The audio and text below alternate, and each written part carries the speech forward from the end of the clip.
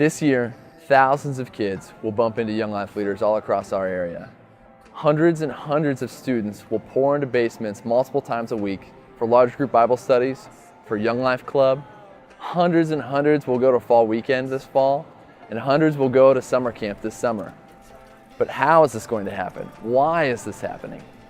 We believe that the God of the universe loves these kids like crazy, and Young Life exists to show them. Young Life leaders enter into the world of teenagers, meeting them where they're at, to love them regardless. Our hope is that we might give them a picture of Christ and earn the right to be heard, to share with them the news that the God of the universe loves them like crazy. But how could a small team of Young Life leaders hope to impact a school district of 10,000 high school and middle school students? It starts with something we call contact work.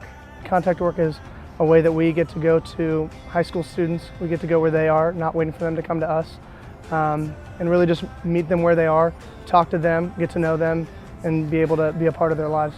You know, they kind of want to be fought for a little bit. You know, they want to be kind of fought after. A Young Life leader pursued my dad 30 years ago and used this guy to change his life, and who he married was different, and the way he raised me was different because he knew Jesus.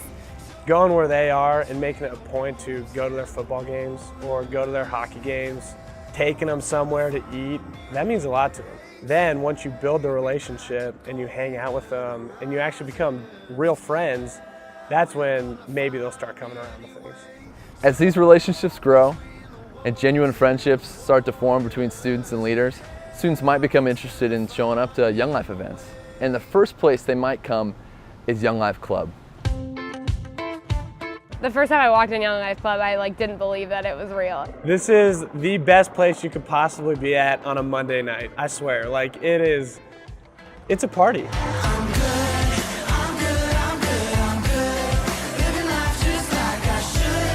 I have no way of really giving you one word except insane. It's my favorite thing ever. It is just it's so crazy. We play games, we sing songs. It's the most free I ever see students. They get to be themselves without any worry of what anyone thinks. And then at the end, you have someone telling them about the gospel. It doesn't really get better than that. At the end of a Young Life Club, someone gets up and gives a 7 to 10 minute talk about Jesus. One of my girls I hang out with, she was like, I've been to church my whole life, but I've never heard Jesus like that. And we get to explicitly tell kids what we think is the most important thing in the world is who Jesus is and what he wants for their lives. And for a lot of kids, that might be the first time that they ever hear that. Out of all the stuff that's going on in their days, they'll come to club, and at the end when they hear the gospel, they're hearing something that is literally the most powerful thing that they'll ever hear. You know, being able to hear about the God of the universe who created them, who loves them. The fact that I get to tell them that news and play a part in what this is mind-blowing to me. As students become more interested in Christ and talking about what it might mean to have a relationship with them, often students will show up at an event we call Campaigners. Campaigners is a Bible study once a week, and it's usually in one of our students' basements. We're opening our Bibles and we're talking about how the stuff in the Bible and how the person of Jesus changes us on a deeper level. You just come together with the kids who are really excited about Jesus and being like, hey guys, this is awesome. Let's keep going, or hey, this is really hard. Let's press into the Lord. I love getting to watch students slowly figure it out more and more and figure out, okay, what this really can affect me, and this is for me, and how I'm going to live differently because of how Jesus has changed me. That's what Campaigners is a group coming together, rallying together, becoming tight-knit, and hearing about Jesus.